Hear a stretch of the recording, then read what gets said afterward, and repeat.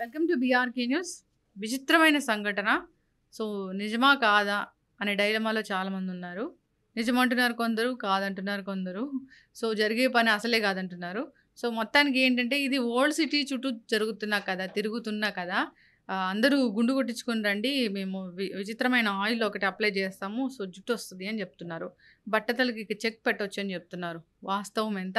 So దీని గురించి అసలు జనాలు ఏం తెలుసుకోవాలి, వివరాలు తెలుసుకుందాం. మనతో పాటు ఉన్నారు ప్రముఖ family counsellor and public speaker Rajani Ramma garu. Ma'am నమస్తే. నమస్తే. అంటే నేను చాలా మంది డాక్టర్స్ని ఇంటర్వ్యూ చేస్తాను, కాస్మెటాలజిస్ట్ చేస్తాను, డెర్మటాలజిస్ట్ చేస్తాను. ఎందుకు జుట్టు రాలిపోతుంది, ఆ రాలిపోయిన జుట్టు ప్లేస్లో ఎంత జుట్టు వస్తుంది, వస్తుందా రాదా, చాలా చెప్తారు. అసలు అంటే అథెంటిసిటీ ఏమే, వాళ్ళు మెడిసిన్ చదువుకున్నారో అది చెప్తారు, వైద్యంలో ఏం రాసిందో అది చెప్తారు. బట్టతల మీద జుట్టు రావడం అనేది జరగదు, మనం ట్రాన్స్ప్లాంట్ చేయిస్తే తప్పితే, అది కూడా పర్మనెంట్ కాదని చెప్తారు. మరి ఎట్లా చూస్తారు ఈ ఓల్డ్ సిటీ చుట్టూ జనాలు ఎగబడుతూ ఉన్నారు? ఈ జనం దేనికి ఎగబడటం లేదు. ఇలాంటి సంఘటనలు మనం చాలా విషయాల్లో చూసాం. ఏదన్నా ఫ్రీగా వస్తుందంటే ఎగబడి వెళ్ళిపోవడము. ఇప్పుడు ఇది కూడా అంతే కదా, ఫ్రీగా ఇస్తామనంటే వీళ్ళందరూ వెళ్తున్నారు. అక్కడ 500 మందో ఎంతమందో 1000 మందో క్యూ అట. క్యూ ఇక్కడ మొదలైన క్యూ ఎండ ఎక్కడో తెలియటం లేదు, అంతమంది వస్తున్నారు. ఫ్రీ మెడిసిన్ ఇస్తున్నాను అని చెప్తున్నాడు.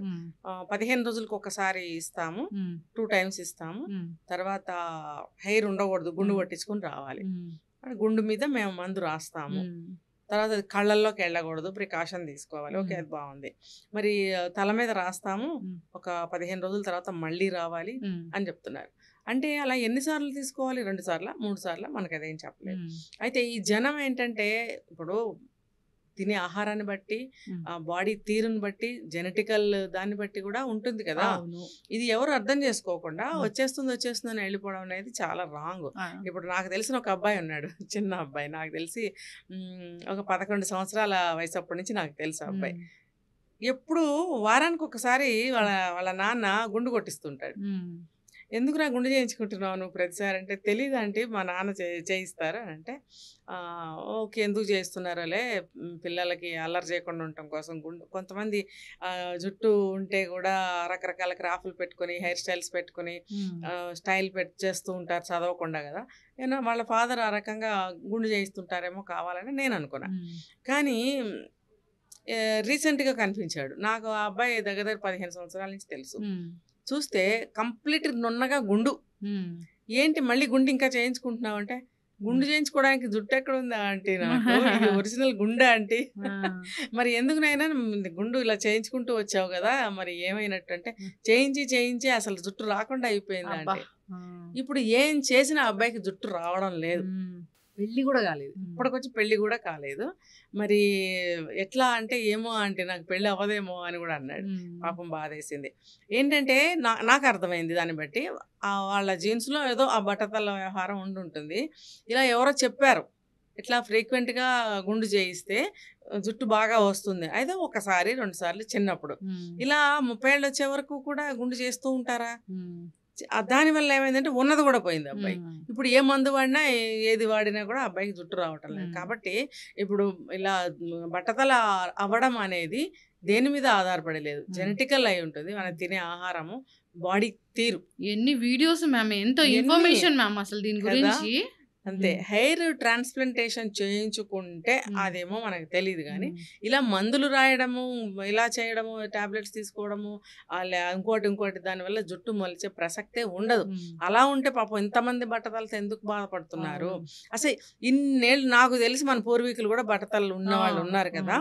మరి అదే గనక మందులు ఉన్నట్టయితే, ఇది అతి ప్రాచీనమైన మందు అని వీళ్ళు చెప్తున్నారు. ఇప్పుడు ఢిల్లీ నుంచి వచ్చి ఇస్తున్నామని చెప్పి. అతి ప్రాచీనమైంది ఎందుకు ఇప్పుడు వెలుగులోకి వచ్చింది? ఏ మన పరిపాలిస్తున్నప్పుడు అసలు అదే ప్రాచీనమైన పోనీ 25 సంవత్సరాలు 30 సంవత్సరాలు అనుకుందాం పోనీ, అప్పటి నుంచైనా జనాలు వాడి ఉంటే వాళ్ళకి జుట్టు వచ్చి ఉండేది కదా. మరి ఎందుకు రాలేదు అంటే సమాధానం వాళ్లే చెప్పాలి. ఇప్పుడు ఢిల్లీ నుంచి వచ్చి ఇక్కడ వ్యాపారం పెట్టి ఇక్కడ జనాన్ని మోసగించటము, వేరే పక్కా స్టేట్స్ నుంచి కూడా వస్తున్నారు. కొంతమందికి సైడ్ ఎఫెక్ట్స్ కూడా వచ్చాయట. సైడ్ ఎఫెక్ట్స్ అంటే ఇప్పుడు తల దగ్గర నుంచి మనకి నరాలు ఉంటాయి. ఈ కళ్ళకి ముఖ్యంగా ఎఫెక్ట్ కొడుతుంది. తర్వాత స్కిన్‌కి కొడుతుంది. చాలా ప్రమాదం జరుగుతాయి ఒక్కొక్కసారి అలా గనక ఎఫెక్ట్ ఉంటే. అది కూడా మరి వాళ్ళు లెక్క చేయకుండా మందిస్తున్నారు అనంటే, కొంతమందికి బానే ఉంది గదా అని అంటున్నారు. అంటే ఒకటి స్కిన్ తీరుని బట్టి కొంతమందికి పడొచ్చు, కొంతమందికి పడకపోవచ్చు. అంటే అతనిచ్చే కెమికల్ అది జుట్టొచ్చే మందా, రాని మందా అనేది మనం మాట్లాడుకోవద్దు. ఆ కెమికల్ ఏదైతే ఉందో అది కొంతమంది స్కిన్‌కి ఏమి అవ్వకపోవచ్చు. కొంతమందికి అది ఎఫెక్ట్ పడుతుంది. అది డేంజర్ కదా! కళ్ళకి ఏదన్నా అయితే, స్కిన్‌కి ఏదన్నా అయితే స్కిన్ దారుణంగా పాడైపోతుంది. మనము అసలు బ్రాండింగ్ చేసి దాన్ని అందరూ సైంటిస్టులు అందరూ ఒప్పుకున్నాక కూడా అది వాడితే కూడా మనకు సైడ్ ఎఫెక్ట్స్ వస్తాయి. ముందు టెస్ట్ చేసుకుంటాం. అసలైనా భయపడతాం. అంత తొందరగా ముందుకెళ్ళం. అవును. ఏదైనా కూడా వాడటానికి. ఎంతమంది చెప్పినా వాళ్ళకి పడి ఉండొచ్చు. ఇంకొకళ్ళకి పడదు అదే బ్రాండ్. సో అలా ఉంటాయి. కాబట్టి జనాలు ఏంటంటే ఏది చూస్తే అది వెంపర్లు అన్నమాట. పరుగులు పెట్టడమే. ఎండ లేదు, వాన లేదు, ఏమీ లేదు, క్యూలు కడతారు. ఎక్కడైనా ఫ్రీగా భోజనం పెడుతున్నారంటే చాలు, ఒక 1000 మంది క్యూ కడతారు ఎండలో నిలబడి. అలాగే ఎక్కడన్నా ఏదైనా ఫ్రీగా ఇస్తున్నారు, లేకపోతే ఇంకోటి ఏదైనా ఆశ పెడుతున్నారు, అక్కడికి వెళ్ళిపోవడమే.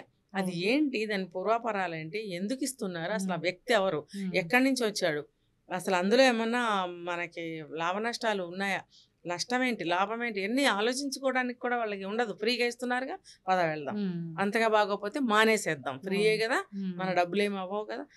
నీకు స్కిన్ పాడైంది అనుకో, కళ్ళు దెబ్బతిన్నాయి అనుకో, అప్పుడు ఏం చేస్తావు? ఒకసారి చూసి మానేద్దాంలే అనుకునేది ఉంటుందా? అప్పుడు నీ కన్నన్నా పోవచ్చు, స్కిన్ అయినా పాడవచ్చు, నువ్వేం చేయలేవు అప్పుడు.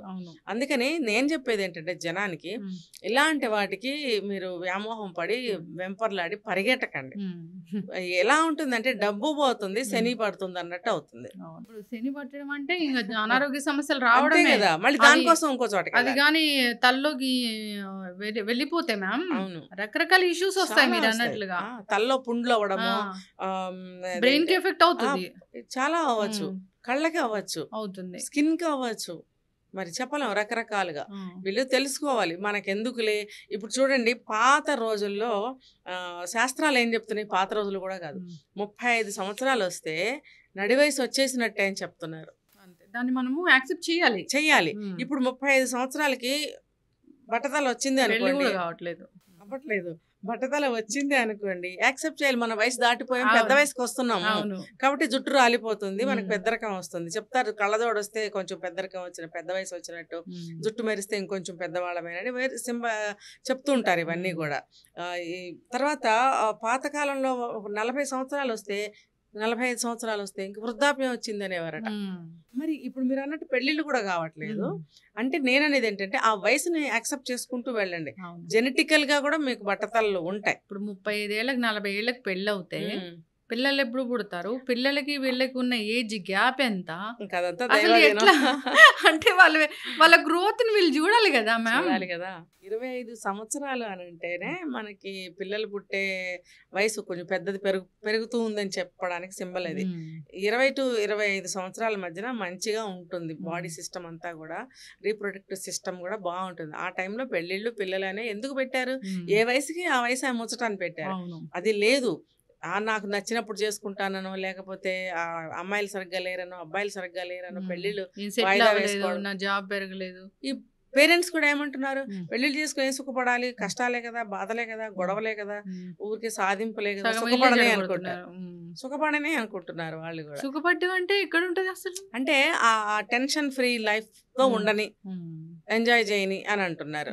మరి పాపం పిల్లల లైఫ్లో ఏమో ఇలా అయిపోతున్నాయి, జుట్లు ఊడిపోయి పిల్లలు పుట్టక, అసలు పెళ్లిళ్ళు కాక చాలా దారుణంగా తయారవుతుంది. వీళ్ళు తెలుసుకోవాలి, ఆరోగ్యాన్ని సరిగ్గా చూసుకోవాలి, మంచి ఆర్గానిక్ ఫుడ్, వీలైతే చిన్న చిన్నవి కుండీల్లోనో, మట్టి ప్లేస్ ఉంటే మట్టిలోనో చిన్న చిన్న ఆకుకూరలు లాంటివి అలాంటివి వేసుకుంటే కొంత మనకి కొంచెమైనా ఆర్గానిక్ ఫుడ్ తినగలుగుతాం. మరి పెద్ద పెద్ద మనం పండించలేము, కానీ ఇప్పుడు A to Z అన్నీ అవే తింటున్నాం కదా, ఎరువులు వేసినవే తింటున్నాం. అవి మనకి పెస్టిసైడ్స్, అవన్నీ పురుగుల్ని చంపడానికి వేసే మందులు, తర్వాత పంటలు బాగా పండడానికి ఇచ్చే హార్మోన్స్, అవి మనం తింటున్నాం డైరెక్ట్ గా. తింటుంటే మనలో కూడా మార్పులు రావా? అవును. మరి ఆ మార్పులకి ఇవన్నీ కూడా ఫలితాలు. కాబట్టి సాధ్యమైనంత తొందరగా అన్ని ముగించుకుంటే బ్యాక్ టు రూట్స్ అంతే. భూమి ఎలా ఉంటుంది, గుండ్రంగానే ఉంటుంది, తిరిగి అక్కడికే వస్తుంది. ఇప్పుడు ఏ ఫ్యాషన్ అయినా తీసుకోండి, మళ్ళీ పాత ఫ్యాషన్లే నడుస్తున్నాయి. ఇప్పుడు పాత సినిమాల్లో వచ్చిన ఆ డిజైన్లే మళ్ళీ ఇప్పుడు మనం జ్యువెలరీ గాని, బట్టలు గాని, హెయిర్ స్టైల్ గాని, ఉమ్, ఏదైనా గాని ఉమ్, పాతవే తిరిగి వస్తున్నాయి. ఉమ్, తెలుసుకోవాలి మనం దేనికి వెంపర్లాడకూడదు. ఉమ్, సకాలంలో టైంకి మనం అన్ని చేసుకుంటూ వెళ్తుంటే ఉమ్. జీవితం అదే బాగుంటుంది. చక్కగా చెప్పారు మ్యామ్. ఏదైనా కానీ మనకి షార్ట్ పీరియడ్లో వస్తుంది. అవును. సో తొందరగా వెయిట్ తగ్గుతాము, ఉమ్. తొందరగా డయాబెటీస్ రివర్స్ అవుతుంది, లేదా ఏదైనా కానీ తొందరగా జరిగిపోతుంది, తొందరగా డబ్బులు సంపాదిస్తాము. అవును. స్టాక్ మార్కెట్లో పెట్టండి మీకు డబ్బులు వస్తాయి, ఇట్లాంటి యాప్లు డౌన్లోడ్ చేయండి మీకు డబ్బులు వస్తాయి. ఏదైనా షార్ట్ పీరియడ్లో వస్తుంది అంటే ఖచ్చితంగా నమ్మకూడదు. నమ్మకూడదు. మనం కోల్పోవడమే అన్ని. అంతే. డబ్బు కోల్పోతాం, ఆరోగ్యం కోల్పోతాం, మనశ్శాంతి కోల్పోతాం. మనశ్శాంతి. చివరికి కొంతమంది ఆత్మహత్యలకు కూడా అవును వెళ్ళిపోతున్నారు. మ్యామ్, ఎందుకు వచ్చింది ఇదంతా? అవును. చక్కగా చెప్పారు మ్యామ్. మీరు అన్నట్లు నిజంగానే బాల్ హెడ్ వచ్చింది, వయసుతో పాటు వచ్చింది అనుకోండి, యాక్సెప్ట్ చేయాలి మనం. చేయాలి. లేదా ఇప్పుడు అథెంటిసిటీ ఉన్న డాక్టర్స్ చాలా మంది ఉంటారు, అయితే మన పూర్వీకులు, తాతలు, తండ్రులు, బాబాయిలు బాల్డ్ హెడ్ ఉంటే మనకే వచ్చింది అనుకో, అనుకోవాలి. అలా పాజిటివ్ గా తీసుకుని ముందుకెళ్ళి నువ్వేం చేయలేవు. అంతే మ్యామ్. చక్కటి అంతే. Information ma'am. ఇలాంటి వాటికి వెంపర్లాడకుండా ఉండాలని చెప్దాం మ్యామ్. ఉమ్. చక్కటి ఇన్ఫర్మేషన్. ఇలాంటి వాటికి వెళ్ళి అనారోగ్య సమస్యలు తెచ్చుకొని మళ్ళీ ఆ అనారోగ్య సమస్యలకు మళ్ళీ ఎక్కడికి వెళ్తారు? అంతే. ఆ పసర వైద్యంకి వెళ్ళరు, వెళ్ళాలి. మళ్ళీ డాక్టర్ దగ్గరికి వెళ్ళాలి, మళ్ళీ ఉన్న డబ్బులు మళ్ళీ పోగొట్టుకోవాలి. పోగొట్టుకోవాలి. ధన్యవాదాలు మ్యామ్.